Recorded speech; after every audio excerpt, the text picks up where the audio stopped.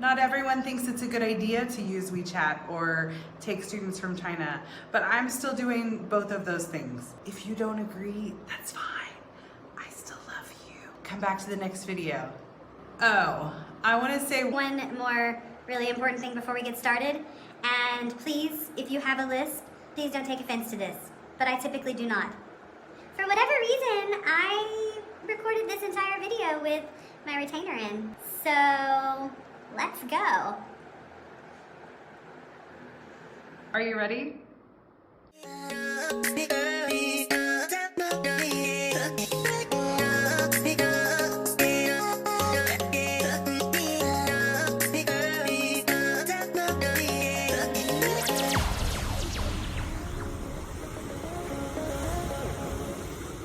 Hey everyone, I'm Angie from TeachESLAnywhere.com. I am a minimalist teacher, I am a traveling teacher, and I'm now an independent teacher. So on this channel, you're gonna learn about all of those things. One more thing.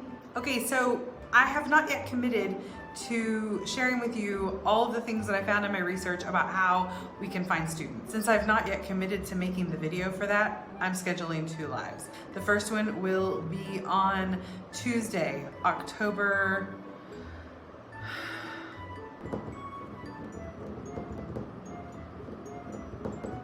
Okay, let's get started. Let's talk about 4 things that you can do that I'm doing on WeChat to maximize my contacts.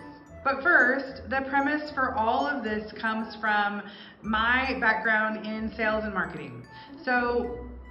Which, by the way, I have a background in sales and marketing primarily first and foremost because I have done a lot of independent endeavors over time. And you have to sell just as part of the gig. You have to market yourself. So 2 things that are really important for successful sales and marketing: build relationships. First and foremost, build relationships with your people. From there, ask for referrals.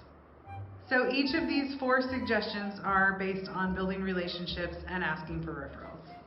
And before we get to those 4 things, the first thing you want to do is find a creative way to put all of your contacts that are English related, put all of your contacts into a group. My group is called Learn with Angie and Penny because this is my girl Penny and we teach English together. All my kids know her. So, and also all of my kids know very, very, very intimately my S. So, like, I use things like this around my WeChat to like make it feel like it's an extension of my classroom and they're learning with me. Okay, so now that you have everyone in a group so that you can communicate with them, my first suggestion. I have been creating very short videos where I am giving a tip for a mistake that I see frequently or hear frequently. So, you know, kids or folks who are learning English have a hard time sometimes making the V sound. So I'll do a close-up, and this is all in my own teaching style.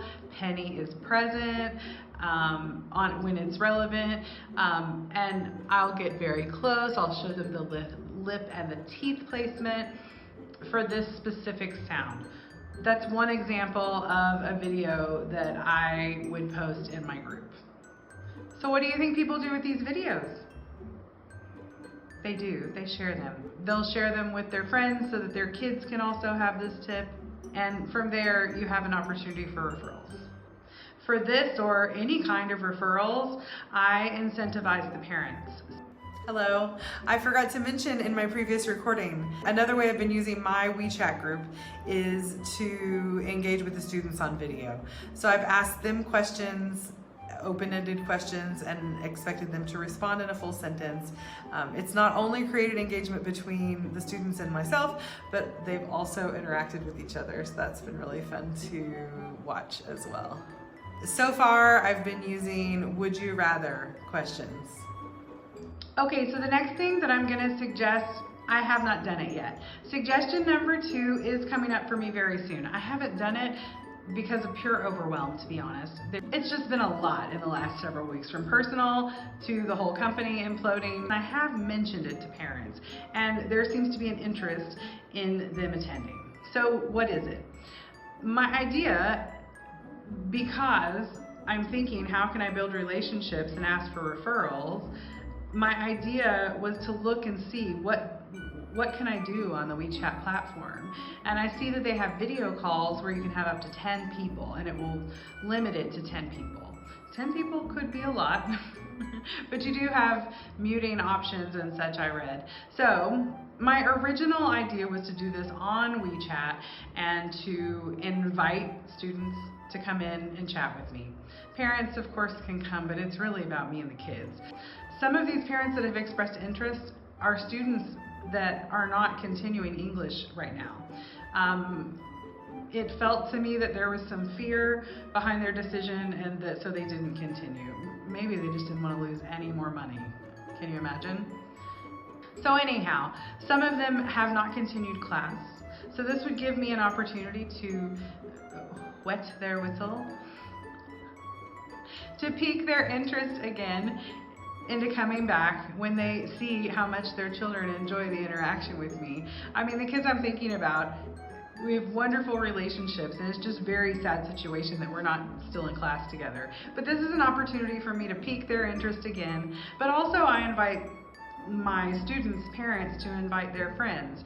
So if they have a friend who's looking for a new teacher, they can invite them into this chit chat, and they'll get to see me interacting with students who I know really well, and it's going to be a really good opportunity for them to see me in action, if you will, and decide if I'm a good fit for them as a teacher. But here's the thing, I'm very impressed with ClassIn, and parents and students are equally impressed, the ones that I've coerced to move over, but it's an impressive virtual classroom. So my idea is to actually move it. I'm probably not going to have it on WeChat. I'm going to just send them a link to get into a public classroom on ClassIn so that I can show off my classroom for them as well, again, to pique their interest. Also, of course, if parents invite their friends and they start lessons with me, then I will incentivize that.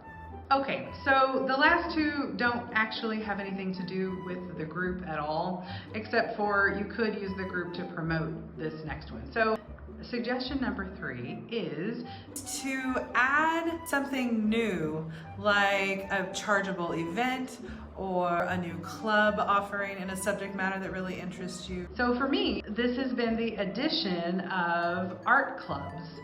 I'm also going to do music clubs, because that is another one of my interests and talents, is singing. So this idea was originally born to, I mean obviously, but to circumvent the regulations. It's not an English class. It's an art club actually, but I'm an English speaking teacher, and so in order to communicate in the class, we'll be speaking English. I do comment very clearly on the club flyer that we'll look at art and we'll talk about art. We'll also use some target sentences about the art and learn, and that the art will always teach us new vocabulary. So, you know, obvious, but it is meant to circumvent the whole thing. And I am getting some great interest in this. I am accepting 1v3 and 1v4 small group classes, so it is presenting a bit of a challenge for me personally, just because I don't enjoy doing this part, but organizing those schedules together. So, but I do have a fair amount of interest in this art club. So I'm excited about it because it's really a fun subject for me. I have an idea about how to really easily pull the activities. I'm not creating a formal curriculum. Again, it's a club. I will provide activities. I am providing homework so that they can prep for the class. Anyhow, so once you have your idea created and a flyer for this, then of course you present it in your group and again incentivize those parents. Once the student that they've referred signs up for classes and pays, incentivize that parent. the last really basic, simple, obvious thing to do on WeChat to be a part of the community is to post moments. I literally only started doing this week. It's been something I've meant to do for a while. But what I already like about it is being able to have a different relationship with the app, a different relationship with the contacts I have in there, because for a couple of weeks it's been pretty rigid business. So I really am enjoying posting things about my personal life that are appropriate, obviously, but also I've been making them, trying to make them relevant to teaching. So my photo said, like, you know, this day last year I was teaching from Goa, India, but I was also dancing and playing on the beaches. And it's a picture of me in a dance pose on the beach. So while my bio, a parent or a student who is aware of my bio, they would know that I'm a dancer. That's not something we talk about. It's certainly not in the context that they would see it in this photo. So moments from your life are a great way to build relationships. And I've been loving really looking at the parents that I'm in working close contact with, looking at their moments as well. And one of my students posts moments. All right, that's all 4 of my suggestions for how I'm using WeChat to maximize my contacts. Remember, my first live is going to be scheduled as soon as I'm finished uploading this video. It will be scheduled for October. It's Tuesday, October 12th at 9 a.m. Central Standard Time. Even though I'm not there now, that's my home time zone. So I'll see you then. I would love it if you would join me here live. That would be super cool and make it way more fun for me. And as always, thank you so much for watching. I love that you come here and hang out with me. And if this was helpful to you, click the like button and subscribe to keep in touch. All right, I'll see you here soon. Take care. WeChat, WeChat, WeChat. Should we chat? I think we should chat. Yes, WeChat. Let's chat on WeChat. WeChat.